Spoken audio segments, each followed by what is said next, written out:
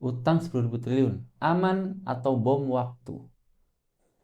Apa yang terjadi di sana berdampak di sini. Salam kebangkitan Islam.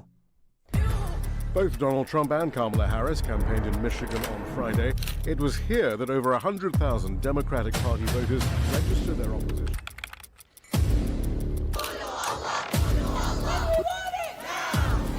I don't know if I can answer.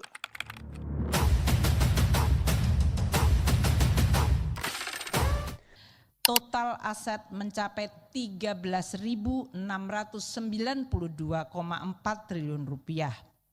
Posisi kewajiban 10.269 triliun rupiah dan posisi ekuitas 3.400.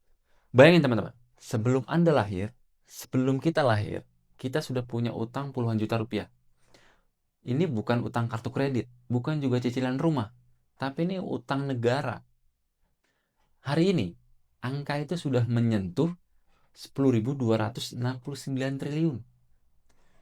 Kalau saja dibagi rata ke seluruh rakyat Indonesia, sekitar 284 juta jiwa, maka tiap jiwa memikul beban 35,1 juta.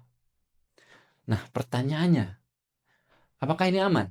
Atau justru kita sedang duduk di atas bom waktu ekonomi?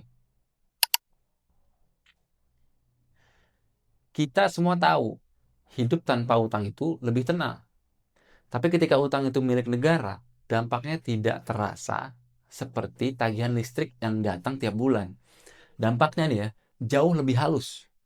Tapi bisa merembes ke semua aspek hidup. Harga kebutuhan pokok naik.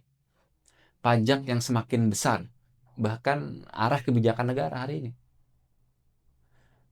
Kalau kita pernah merasa kenapa harga-harga naik, pajak makin ketat, atau pembangunan tersendat, bisa jadi adalah jawabannya ada di angka triliunan rupiah itu. Besarnya utang Indonesia per akhir 2024 itu 10.269 triliun.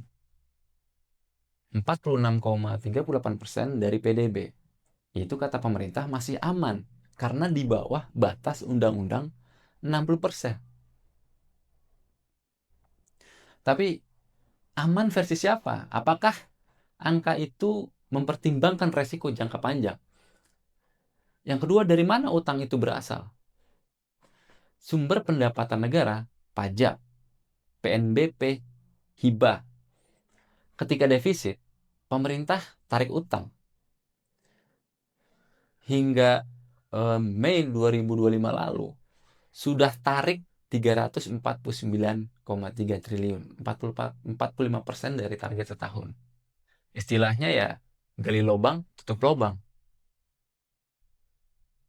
Jebakan dan dampak nyata hari ini. Rakyat nggak membayar langsung, tapi menanggung akibatnya. Resiko, terganggunya APBN, tergadaikannya kedaulatan. Jelas ini merugikan negara.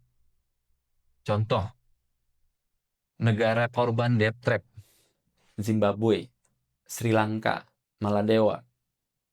Aset strategis berpindah tangan. Di Indonesia, pembayaran bunga utang semester 1 2025 itu sudah 257,8 triliun. Jelas ini mengandung riba. Lalu bagaimana pandangan Islam soal utang negara? Utang dalam Islam, Al-Qur, itu sifatnya adalah tolong-menolong. Jelas ini tanpa riba. Negara nggak boleh berutang kalau kas Baitul Mal itu kosong dan nggak ada dana dari rakyat. Nggak boleh menerima pinjaman dengan syarat bertentangan syariat. Sistem Islam punya 3 sumber utama pendapatan negara. Yang pertama adalah kepemilikan individu, zakat, hibah, sedekah.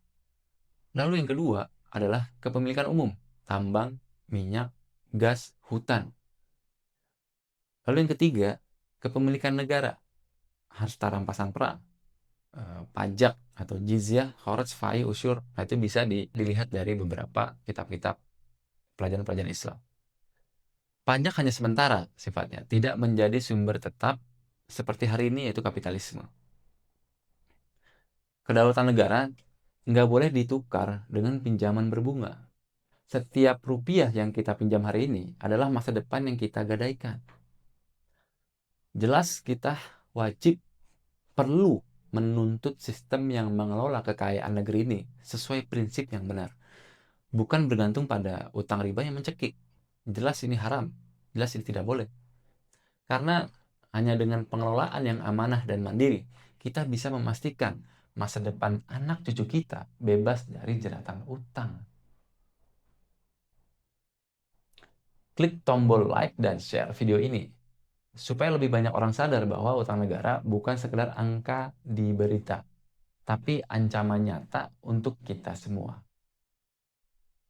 Apa yang terjadi di sana berdampak di sini. Salam kebangkitan Islam. Both Donald Trump and Kamala Harris campaigned in Michigan on Friday. It was here that over 100,000 Democratic Party voters registered their opposition.